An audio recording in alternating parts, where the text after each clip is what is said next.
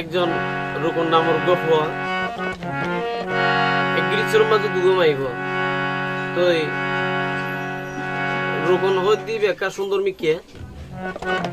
সুন্দর যাতে মানে হারাহারি দিয়ে রে এবনি লোব নাকি এবনি